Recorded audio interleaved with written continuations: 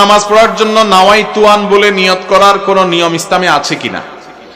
নামাজে নিয়ত করতে হবে, সকল নেকামলে নিয়ত থাকতে হবে। হাদিসে আসছে ইন্নামাল আমালু, সকল কাজ, সকল ভালো কাজ। এটা নির্ভর করে কিসের উপরে? তো নিয়ত যদি না থাকে তো ভালো কাজ আল্লাহর কাছে গ্রহণযোগ্য বা কাউন্টেড বা নির্ভরযোগ্য হবে না।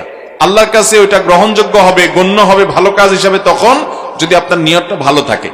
একজন একটা ভালো কাজ করছে, তার নিয়ত হলো মানুষের কাছে ভালো সাজা, মানুষের কাছে বাহবা নেওয়া, মসজিদে টাকা দিছে, সবাই যেন জানে সে টাকা দিছে, তার জন্য অবস্থান হয়, সে যেন কমিটিতে ঢুকতে পারে, বা মানুষ যেন তার বাহবা দেয়, সবার নাম যেন ইমাম সাহেব সবার সামনে যেন তার নাম ঘোষণা দেয়।